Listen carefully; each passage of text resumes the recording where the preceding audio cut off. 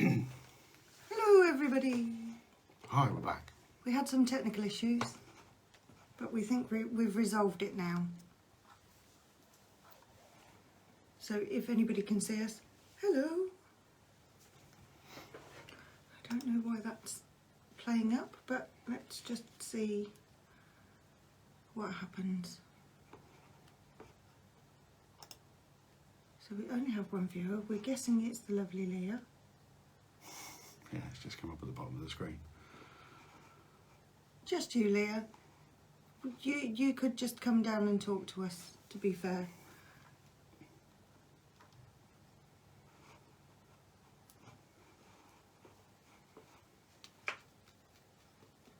Oh, we have more people.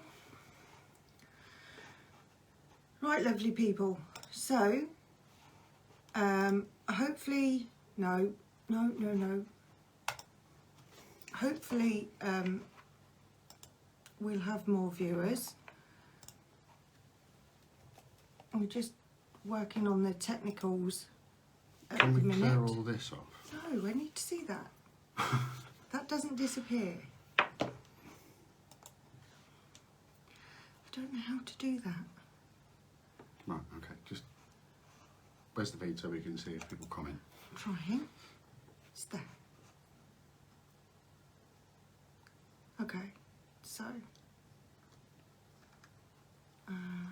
Click on it. No, not that bit.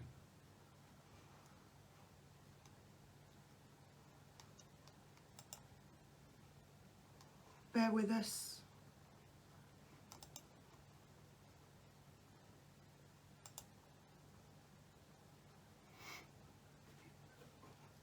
Okay. So in theory, things will come up here. Yeah. Okay, so we've got some technical issues that we're just working with, but hello everybody, I'm Penny, and this is Alistair, and we are the Wiccan Warriors. Following lots of interest from the conversation I had with the lovely UK Haunted guys on Wednesday evening, it seemed that there were lots of people that had questions about lots of spiritually stuff, about being an empath, about being connected to spirit and being able to communicate with spirit, and I just seen that. Hey, Adi. Hey, Adi. So we thought we'd start our Sunday share. We were originally going to do a discovery circle, and we'd planned to set up to do it, and then we all got locked down and nobody else was allowed to meet, so we couldn't do it. So following lots of questions that I believe came through, we thought we'd allow another opportunity to talk to people and answer any questions you might have. So if you've got any questions at all about mediumship or spiritual stuff, or if you're experiencing things that are in your home that you aren't sure about, out of interest, we have just had an interesting conversation about a guest that we've noticed is in our bathroom. Got a pervy ghost. I think we have. The house is overdue a cleansing and a smudging, and some more herbs above each of the doors, upstairs, the bedrooms. We have a bundle of thyme that is blessed, that in theory keeps away negative energy. I put down wards on each bedroom, and usually the bathroom and the toilet as well, because they're places where we like to be in our own space without anybody else there, any other visitors. I'm guessing everything needs refreshing because I didn't feel very alone in the bathroom. Just now I was expecting to pull the shower curtain Just be a face. and there'd just be somebody there looking at me. No. Which isn't a fun experience at all. So we've got a good few of you watching now. Does anybody have any experiences that they want us to talk to you about, or any questions that you want to answer, want us to answer for you? We'll do our best. So while we're waiting for those to come in, just a little recap for anybody who didn't hear the UK Haunted Ghost Box on Wednesday. I'm a doula, which means I assist women to give birth, wherever that may be. So I provide practical and emotional support so they can do that in a more natural way. I am an empath, which means that I'm clairsentient. I just realised there's a massive gap between us. Yeah, I did notice. Subtle. I've only just noticed. So I'm an empath, which means I'm clairsentient, which means that I can feel things. So usually energy and emotions, although I can feel it of the living and can become very overwhelmed by it, I can also feel it when I go to people's homes, or if I go out to do investigations. So the first thing I do is that I feel either the energy or the emotion of the spirit that's there. And then if the connection is strong enough, then I can also hear them. And if it's super strong, I can see them too. And the way that I see them is generally, it's like a Polaroid that appears in my mind, that gives me a snapshot of who they are or what it is that they want to share with me. If it's a really good connection, it's like watching a cine movie in my head, and that is how I connect to the spirit. If I have difficulty with clarity, if I can't hear them particularly well, I have dowsing rods that I use. I'm a third generation dowser, so I can use the dowsing rods to draw me to a particular area where there's energy, or I can use them to get yes/no responses to questions.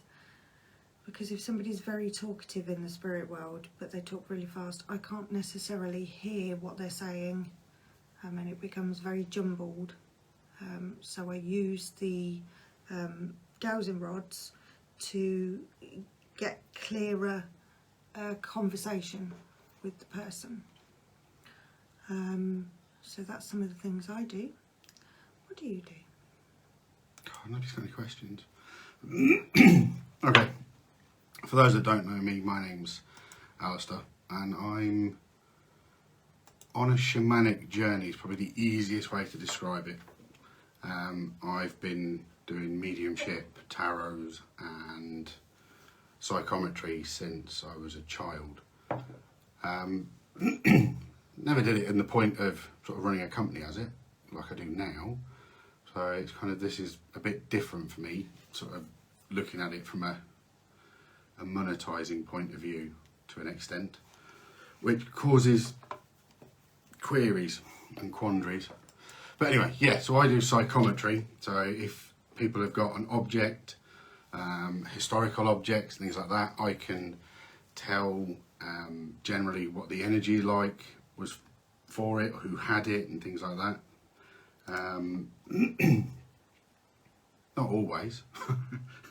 I was just thinking there's a lot of times where people have handed me things where they expect there to be something marvellous, like a historical medieval story that goes with it, and I didn't feel anything. So it's not everybody will tune in to the energy of the object, but I do believe everything holds an energy that certain people can read. So, and I'm fortunate enough that sometimes I can read the energy of buildings or objects. So it's quite cool. And it just comes to me like a story or a feeling or an emotion of something. But tarots I've been doing for years and years and years, and I read Alistair Crowley deck purely because I like the artwork on it. No massive connotations with Mr. Crowley or anything like that, and nothing to do with the fact it's Alistair and Alistair. I just liked the artwork that's on there, and they seemed like a card that I could read.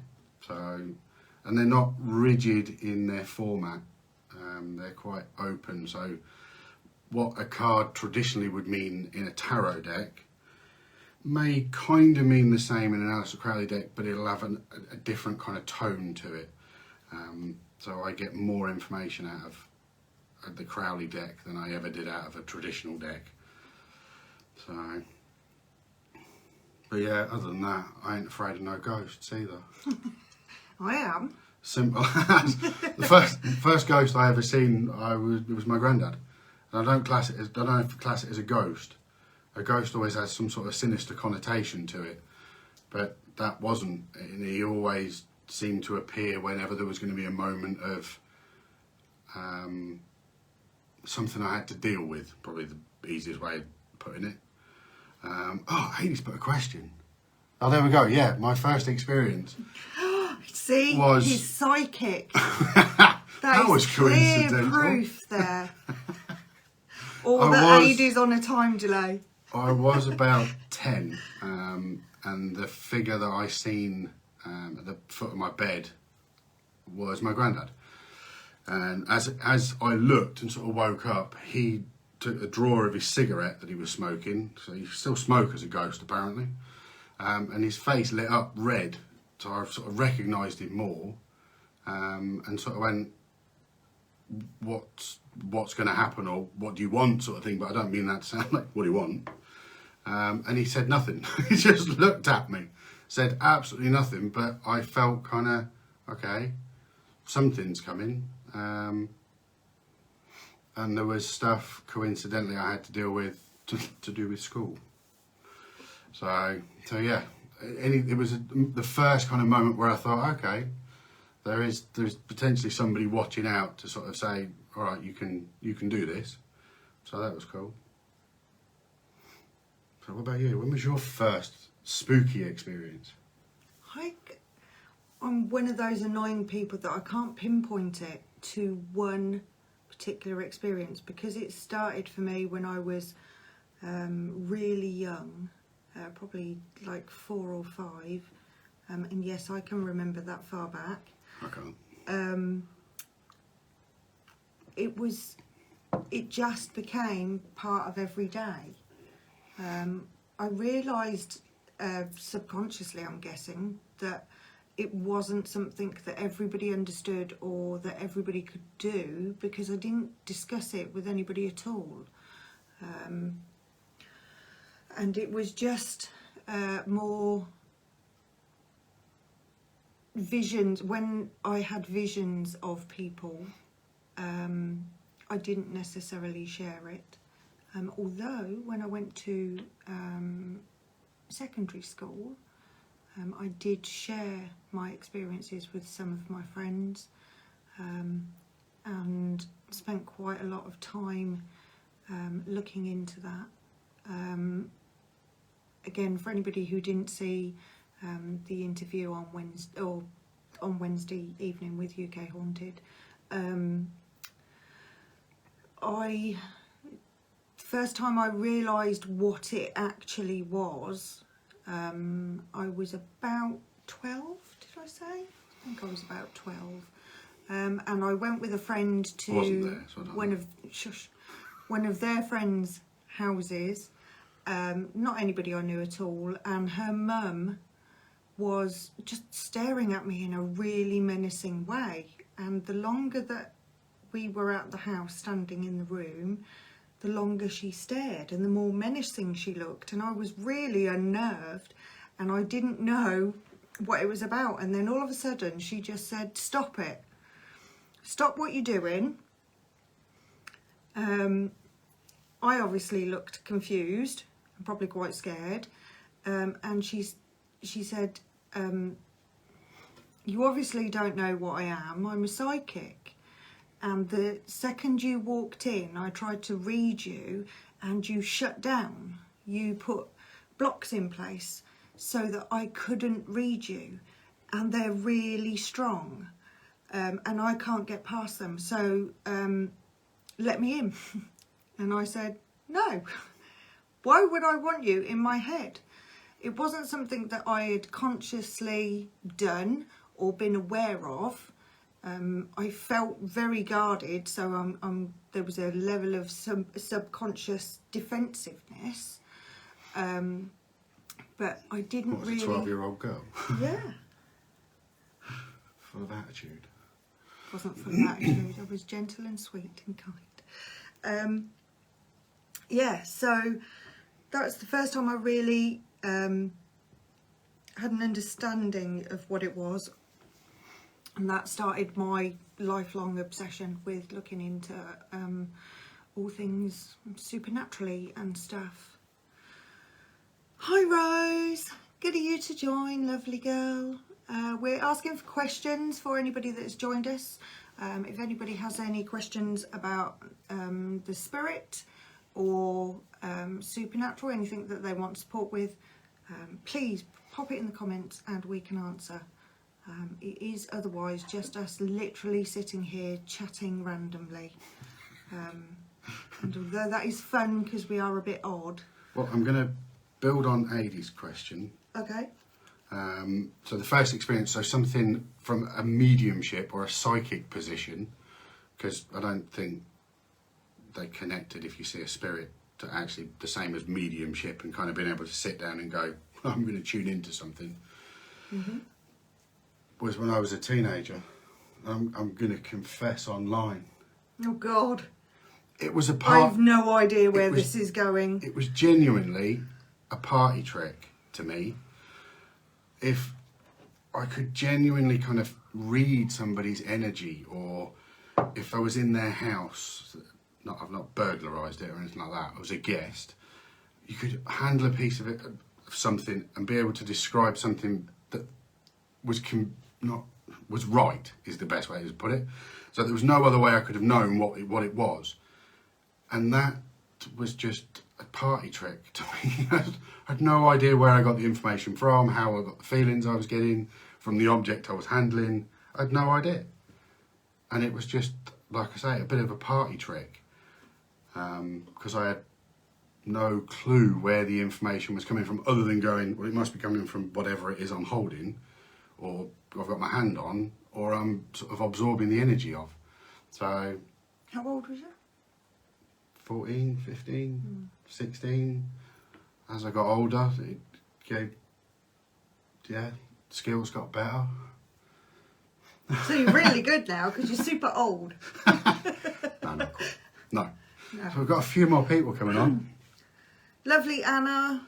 You need to podcast. You need to explain that to us because we're old. We're old, we'll get... Or Anna is basically telling me we've got a face for radio. Is that what you're telling me? Yeah, take that hint. Hi from South Africa. Wow. Hi Leonie. Hi South Africa. Hopefully it's warmer there than it is here. So, how did we meet? Oh, we're not sure that's a story for the internet. We'll do... no, actually, I think it is. Oh God, right. Because between I might between hit us him now, at some point. Well, no, but between us now and the 8 viewers we've got, you guys can keep it to yourselves. Makes sense, doesn't That it? happens in the real world, social media. Yeah. Short version. Short version. I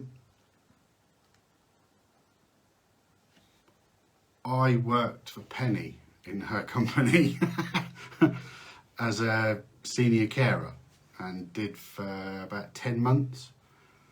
During that time, I got divorced because my ex-wife kicked me out. So I was living in my own place in Rushden, and then me and Penny just started speaking as we were at work, and then things just changed a little bit. Yeah. So yeah, now we're together. Yeah. It's the easiest, simplest thing in the world. And that's how life works. If it's right, there's no friction. It feels like we've been together for 1,000 years. Yeah. Every day feels like another 1,000. No, I'm kidding. But as you all know, with any divorce, there's always a conspiracy. There's always different sides to everything. And lots and lots of lies to make people look bad. Anyway, so moving away from that, because that's not really spiritually, we're just really lucky that we found each other. Actually, Alistair came to me for Reiki, for Reiki healing, for a good few times. I'm assuming it was to feel the benefit of the healing. Yes, I like Reiki. That's why I studied it. I've now completed Reiki. I'm a Reiki master. Yeah. So yeah, no, I wholeheartedly believe in Reiki. So have we got any more spiritually questions? Hang on. Anna, yes, we are old, but thank you anyway for your loveliness. Hello, lovely Andy. Long time no see. Andy is the reason why I started going out doing investigations. I can't tell you how much I can't wait to just get to some derelict, haunted place. And all right, let it go. So, just sit in the dark. Well, you can sit in the dark here. Shush. So, Andy was a founder member of Northampton Spirit Seekers with Mickey York, who is now part of UK Haunted, and Andy's lovely wife Vicky, and a chap called Steve, I think, tell me if I'm wrong, who was, I believe, the medium. I believe he was a medium. And there was Susie and Keith, and they were not Northampton Spirit Seekers, and it just came up in conversation, I think, with Andy's wife Vicky, that they were going out doing an investigation, and I went, "Ooh, can I come? Please let me come." And Andy said yes, because he clearly knows I'm quite whiny if I don't get my way, and more of a large cheeky. I'm assuming you mean yourself. Yeah, I went on the first investigation with the team at Broughton Cemetery, and it was fabulous. So much information came through there. I picked up on a young couple. I was very confused, actually. I wandered off on my own in the dark. It was about 11 o'clock at night at that point. And I wandered off to the corner of the cemetery alone with my dowsing rods. And I picked up on a boy and a girl who were mid-late teens. But what was confusing was one was inside the cemetery wall and one was outside the cemetery wall. But they were clearly very linked. So I had a little bit of a chat with them, and then I think it was Steve, the medium, came and joined me and said, "You're really amazing and you don't need your rods. You should do it yourself without their help." Well, anyway, that's the venue I went to, isn't it? It is, but I didn't know anything about the place. Andy can verify this. I drove past it 3 or 4 times while they all stood laughing at me as I kept driving round and missing the cemetery completely. It was afterwards that it was confirmed that that story is absolutely true. I can't remember, because I've got a rubbish memory, I can't remember which way round it was. I think the girl was buried in the cemetery and the boy was outside. And they pined, the one that remained pined for the other. When we went and there, it was awful and tragic, but I didn't know any of that prior to going. that's what I was going to say, because we went and you hadn't told me that story. No. And as soon as I got in there, I immediately went to the wall and said, "I feel like somebody's running up and down the wall." Yeah. And that was the first thing I could feel walking into the cemetery. It was like somebody was running up and down the wall, like it was some sort of barrier to them. So, and then I mentioned that to Penny, and she told me that story. Yeah. So that was amazing. And yes, Andy, we do need to get out. Unfortunately, we're on lockdown, so we're not allowed to go out and play at all. Incidentally, that instance where that sort of feeling I got when I was in that cemetery, that's not sort of spirits, that's just energy within the foundations, the ground, the wall. Not sort of, I didn't see our spirit running up and down the wall. That would be cool, but I didn't. Yeah. Yeah. So, but yeah, we do need to get out there again. We do. We need to sit there till 3 in the morning. Yeah. So 2 things, just for more information, so we're not just sitting here chatting and you're watching us crazy people that should be in a podcast. Hey, Anna. 1, cemeteries. Cemeteries don't necessarily mean spirits. The body is only a vessel. When we die, we leave the vessel and we remain with the people that we love, in the place that we felt most connected to. We don't go with our vessel to the graveyard. It's very rare that somebody does that.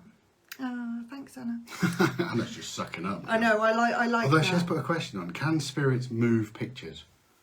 Well, like on a wall, sort of hanging on a wall, pictures, or in a frame, knocking them over and things like that. I can tell you that you have just triggered a memory that I haven't thought about since I was probably a teenager. And that is that I was always told, again, I didn't have any conversation with my parents about what I experienced, but I was always told that we had 2 pictures up on the wall, and they were weirdly of camels and sand dunes. I've no idea why. It's clearly a weird 70s thing. But there was only ever one of the pictures up on the wall, and the other one was always on the floor in another room. And it bugged me that we didn't have them both on the wall. And it was years before my mum told me that they considered it to be a haunted picture, because no matter how many times they hung it on the wall, no matter how many times they reframed it or replaced the glass, and no matter which wall they put it on in any different room, it would fall on the floor. Within minutes of being put on the wall, it would just fall. So in the end, they gave up moving it around the house and trying to put it back up. So we only ever had one. But I didn't know that I could have perhaps have done some psychometry work with it. Yeah. I didn't know that at all. Okay, we've got another question. Does a spirit move with you? Meaning my son passed 25 years ago. Would he be with me? 2 aspects to this. I would say yes and no. In the respect that there may be stuff he's got to do where he is. And also, if he was the kind of son that would potentially have called you every day to check in, then I would look for little signs and sort of things like that. But I wouldn't necessarily say he hangs around with you. He probably watches over you for certain. Or even he was with you to check that you was okay, and once he'd established that you was okay, he moved on. It doesn't tend to be spirits that are settled and happy that remain for long. They can pop back, and as Alistair says, they can leave you messages and signs, but they tend to move on quicker. Oh bless, that's so sad. See, I firmly believe that spirit energy matures once it passes, because it's only kind of, like I say, we only borrow it. It's only borrowed briefly in this vessel until the next time it needs to move, and it could be in another human form, or it could be in a more divine form. Don't know yet. I'll know when I get there. I agree. But I believe that if a child passes, that they still, when they pop back to you, it won't be the child coming back to you. They're relevant to what things are now, to times now, as in they know who you are now, and you should think of them as you are now, not as they were then, which is not an easy thing to do at all. Yeah, I agree. I think we move on to the next plane. We come here and learn lessons, and when we've learned as much as we can in one particular form, we go back, and we go back to clarify what we've learned while we're here and look at the lessons that we can learn when we come back. I'm sure most of us here must go, I'm sure I've been here before. I'm a huge believer that in reincarnation. I'm a huge believer that we come back, and for the lessons that we didn't learn last time, we learn this time. And if we don't learn them, or we learn different ones, we just keep coming back until we've learned what we need to learn before we potentially ascend. Or the gods just move me around like some sort of pawn on a chessboard and see what. So would love that. Just want to manipulate me and see what they can have some fun between now and Okay. the rising. I also believe that that we age when we pass over as well, as in children grow. I'm a huge believer. Or have we got somebody? Right, we've got somebody spamming. Ban them. So, Sorry, we're just. sorry about that. If you get a little personal message that says, "Oh, I've got a message for you," call me. Don't. We've had this on a few other con. sites that we've been working with. So sorry about that. The person's been banned now, so apologies. I think they are leeches, and it's very Just need to unfair and establish which unpleasant. one it is. It's that one. You banned it. We've lost the stream when you do. Yeah, no, it's there. Okay, so I can't see any questions now. We didn't say hello to lovely Marion. Hello, Marion. And we said hello to Rose. So, Anna, I did read your little story, my lovely. Give me 2 seconds and I'll scroll back to it and we'll come back. But somebody is playing with the computer now, so I can't see much else. Right, Anna. I had a picture stuck on my wall with blue tack, one of me and my siblings on my altar, and it vanished. I found it downstairs later downstairs, a few days later, downstairs in a drawer in the living room. Oddly, the photo disappeared a few days before my brother ran away from home. Well, it seems like you were being given a message. It's interesting because messages happen all the time, and we are all capable of receiving the messages. And I spotted one this evening before I came online. And I don't very often share these, I just have them as the little moments, and I smile to myself. As the sun come round and broke a shadow on the shed door, this sounds bonkers, it created a cross, which was the symbol of a Norse rune for divine. So I thought, yeah, cool, excellent. So it's just a nice little moment where I go, okay, I'm being watched or looked at or checked that everything's all right. And we've not done anything wrong. No. We haven't been smoked or smited, so that's good. But I like looking for things like that, little moments. Yeah, we all have them. We're all capable of receiving them. The difficulty comes, one, with recognising that that's a sign, and then interpreting what that means to us, and who it is that is trying to contact us, what it is they're trying to say. Don't be too desperate looking though. The harder you look, the less you will see. You have to notice a sign, don't look for it. Yeah. You'll notice it. Yeah. So, Yeah. but moving objects and stuff like that, yeah, that photos, things like that, all the time. Keys moving. What was it? I couldn't find a cable or something. When was it? It was a couple of weeks ago. I couldn't find a cable, and I'd been looking for it for ages.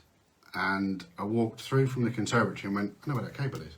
And put my hand down the side of the sofa and picked the cable straight up. And it was as if somebody just went, I told him where the cable is. And I went straight to it. So, yeah, I don't know why they hid it in the first place.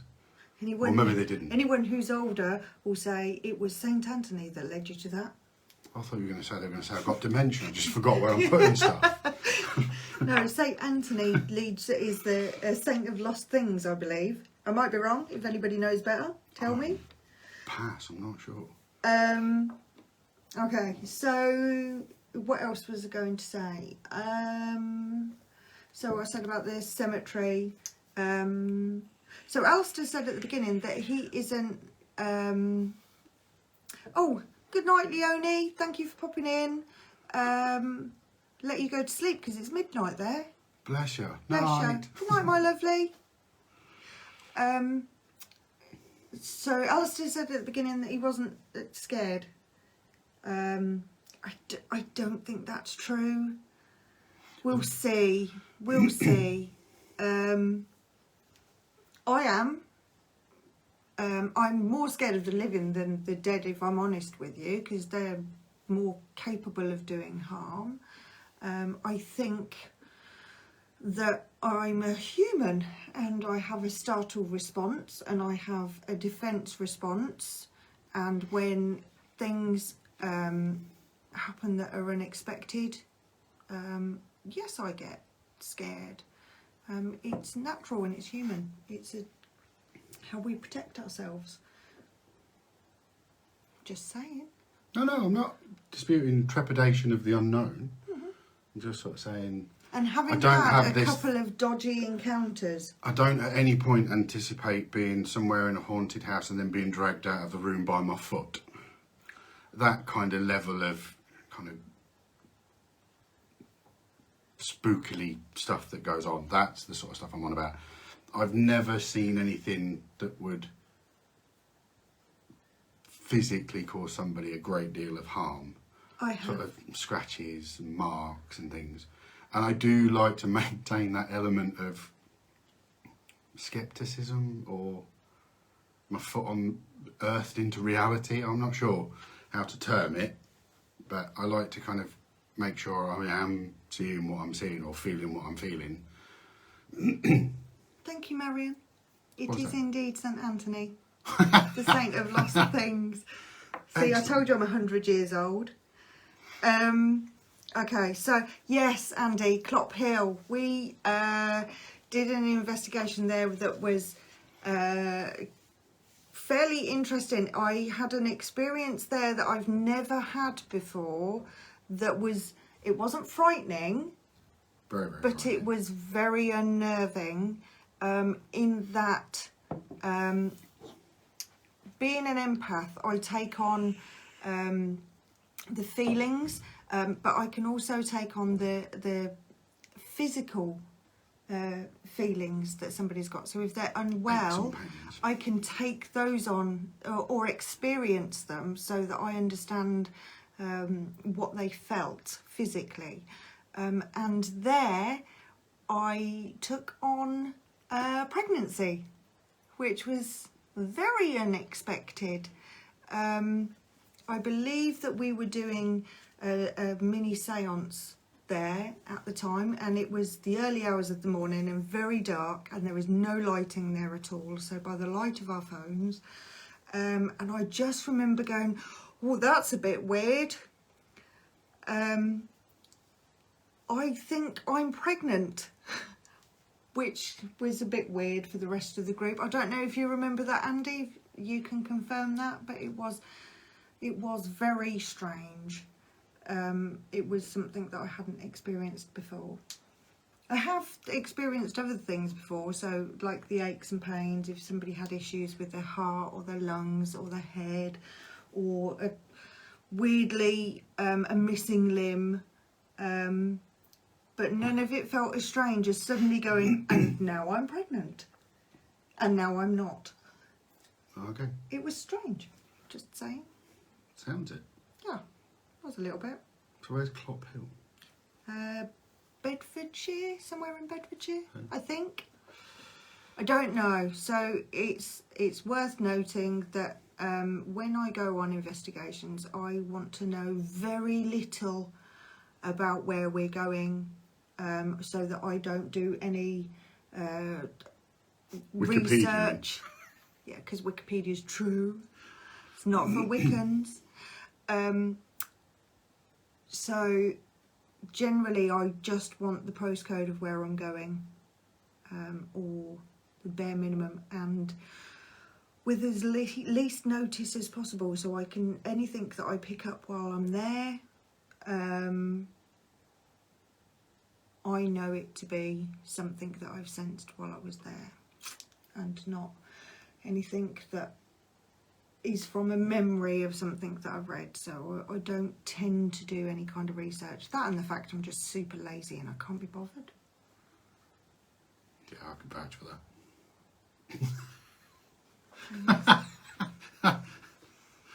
Now, if you're going to research a place like that anyway, you end up trying to search through the mud of speculation and stories, and it's you have to try and then sieve through all of that, and then that will only make the energy cloudy when you're in there, because you're trying to fit it to something you've read. So no, I would be exactly the same. Yeah. So yeah. Of what one of the strangest places I've visited, have been a lot of places, but has to be one of the most unnerving at times. I agree, parts of it were super unnerving. Parts of it weren't, and we managed to debunk the breathing. I don't know if you remember that, Andy. The church, I don't know what it's like, I haven't been back since. The church has a security fence all the way around. I think we had to get permission from the security team. Andy will know if that's true or not. why does the almighty God need a security fence? To stop people damaging the church, because it's falling down. It's quite dangerous, and the kids there are a nightmare because they turned up while we were there. And they're quite destructive. Just put stones up then. Nobody nicks a stone. Well, nobody nicked the fence. No, people always rob stuff from churches. But anyway, me and Mickey went under the fence to go into the church, because we could hear a sound that sounded like breathing really loud coming from the church, and it didn't make much sense what it was. But I remember we went in there, and by going in, it is full of bats, and there is a sound that they were giving off and that was vibrating in the church, and made it sound on the outside like breathing. Oh. So we debunked that. Sorry about that little intro. That's how my ADD brain works. It just goes off on a tangent. It does, though. It always amazes me how an almighty powerful God has to have so much security around his churches and stuff. Why can't he protect them? If anybody has Just the answers, saying. Answers on a postcard, please. I'm just saying, the pagans put loads of circles up with stones and they're still standing. Nobody's nicked them. It's because they're too big and quite heavy. So does anybody else have any questions? It was derelict. Yes, there was lots of weird graffiti. Lots of weird graffiti. Oh, that always Very adds odd. a nice happy atmosphere, doesn't Yeah, it? there were some lovely teenagers that turned up. We scared some off. Well, ooh. No, Oh. no, we hid in the long grass and then growled like dogs, and then somebody said, "It's the security man and his dog," and they ran away. But not all of them. Some of them loitered around the Some gates. of them realised it was people in a bush growling. It was really dark. I don't think you appreciate Okay. what it was like there, and it is really super creepy too. Yeah, no, I have seen bits of it. Yeah. So, yeah. But once we're out of lockdown, if if you think your house is haunted, we could come round. To investigate, not just with just into your come round for a house coffee. tea. That's a little bit menacing. No. I'm coming to your house. We'd have to be invited.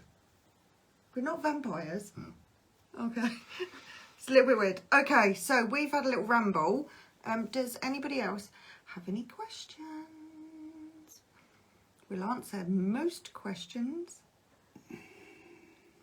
Because right now... I'm surprised actually, we've been on for 44 minutes and Facebook haven't found a reason to take us down. What for? I don't know. Because you were moaning about I don't know what. about religion and yeah. stuff. Well, I don't know what I can get away with saying on it.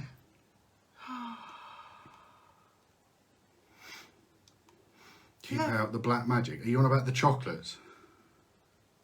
I don't like. Black magic's like my mum used to love them. No. I think they're the ones you buy in the pound shop.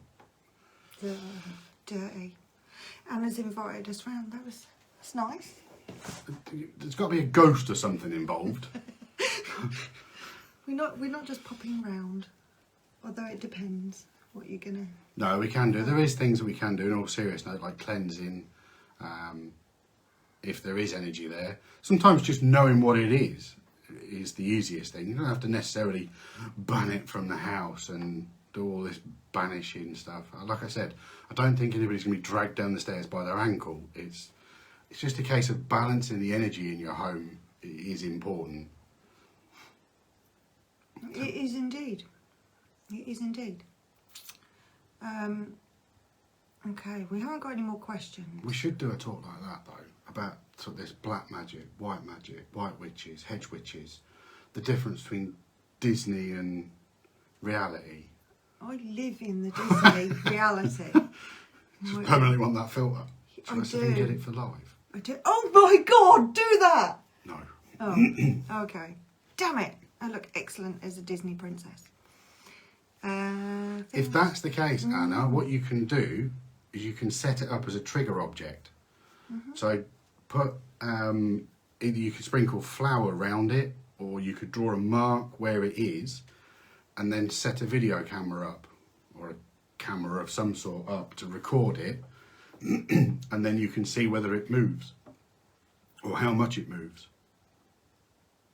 So it's a good way of kind of recording things like that, things that move or fall over regularly. It doesn't necessarily mean that it's a physical embodiment of a person. It doesn't necessarily mean that it's a poltergeist. People always think of poltergeist as this really negative energy. I don't. They're here. No. Don't do that again. A poltergeist is an unquiet spirit. It isn't necessarily so rare as well. Somebody is going to be, as you say, dragged around the room by their ankle, or their sheets pulled off their bed. It doesn't always Tell you what, mean I'd be that. so happy. It can be to- things moved around, but it doesn't necessarily mean that it's a person. It might be a build-up of energy that causes the objects to move. The energy collects in one space, and then moves the object because of that. Or it might be a person, or it might not. And you might want to get rid of them, and you might not. You could think of the energy as like water flowing down a river, if you like. So as the energy's flowing around your house, it's bumping off of things, and the same as the flow of a river. So there'll be times when it will spit different kinds of energy. Yeah, it could disrupt stuff, move stuff, creak a door. So, and a lot of the stuff I'm sure we put down to the central heating could actually have been something more, but we put it down to that because it's plausible. I think it's important to know that even though I'm an empath, even though I'm sensitive and I can communicate with spirit, it doesn't mean I automatically assume that it is spirit every time. It might not be at all. It might be something natural within the environment, like the heating or the water pipes, or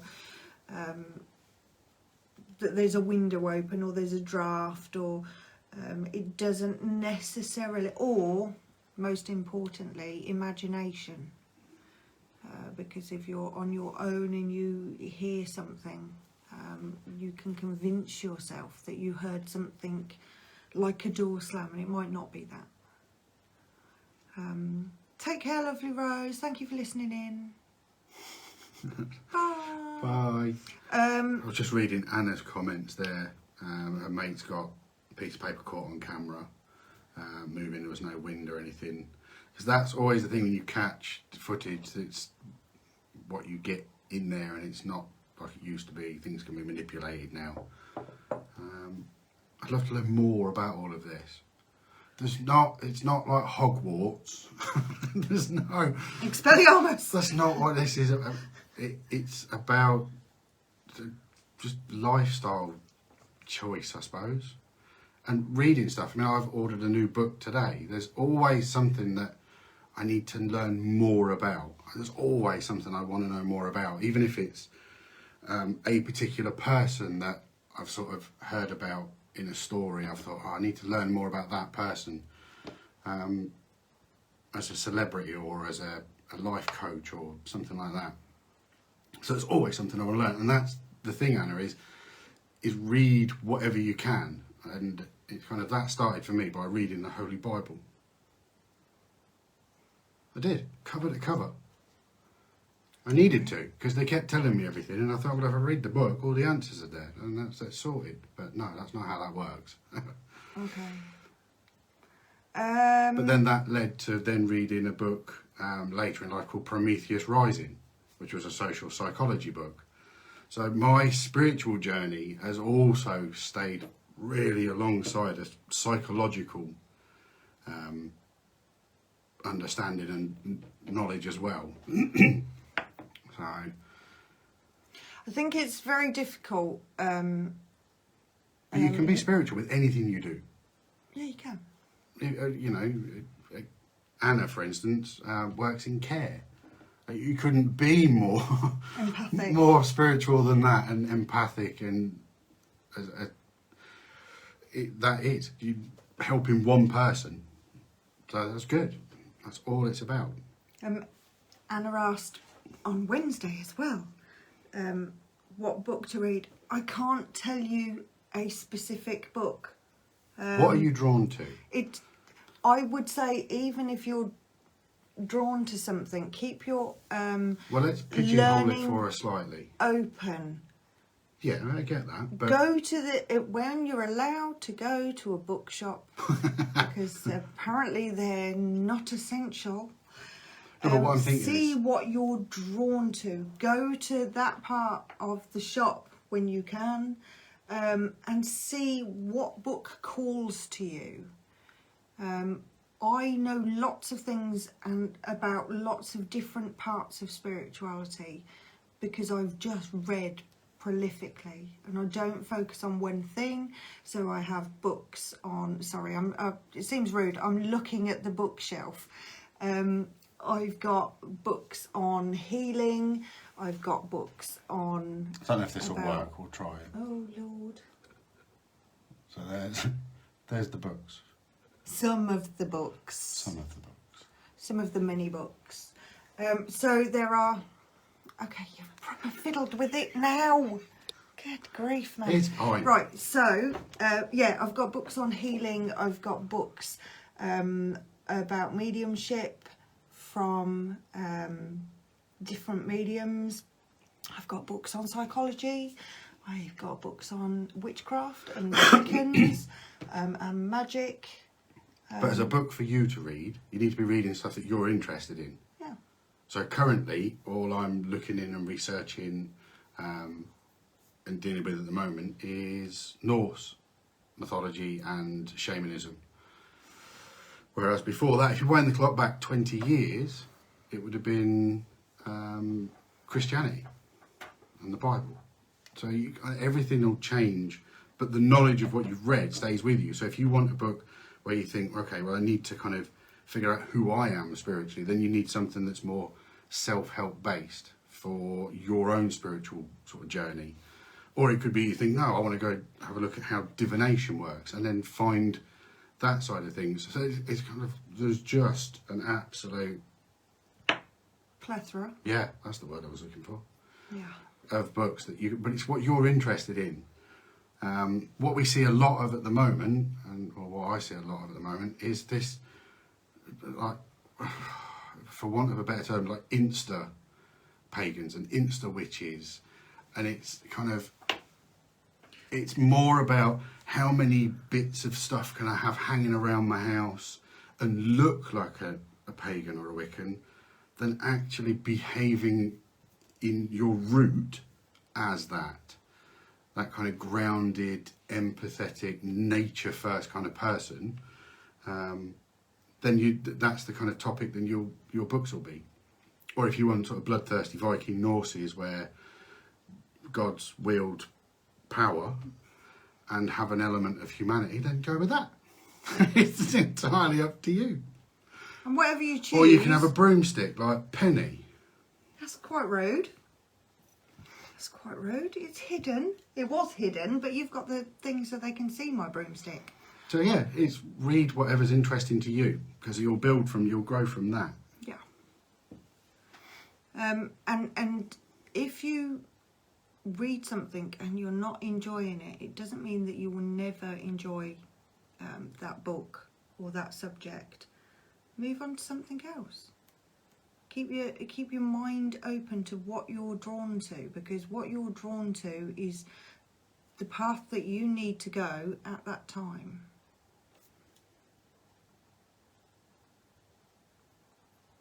Broomstick. Lots of broomsticks. Right, guys, we're in the last few minutes. If anybody's got any more questions, we've covered quite a wide spectrum of stuff. Yeah. The plan was that we would do this as a weekly share, that people would ask questions, pressing questions that they had, and that we would impart various bits of knowledge. If you want stories, I've got plenty of scary stories, but I don't think that will help anybody in their growth. Stop it, Anna. There, as Alistair said, there's so many different areas of spirituality. But it starts here, and I can't stress that enough. Acting spiritual to somebody is so transparent. So yeah, it's developing that core. Sorry, what are you looking at me like that for? You do one of them moments where you look at me like I've said something intelligent or stupid, one of the two, and I don't know which end of the spectrum I'm at. We'll see. But anyway, yeah, the last sort of few minutes, if we've got no more questions, then we'll wrap up. I think so. Please feel free to send us messages, pass on information to friends. We're going to do this as a regular every Sunday night. Sunday share. Let's get our heads set, ready for Monday morning. Yeah. And if there's particular things that you want information on, drop us a message and we'll have a look at what information we have and we'll try to cover that. It's going to be more of a share than us talking at you, so we need you to interact with us. Thank you very much for listening. Excellent. Thanks, guys.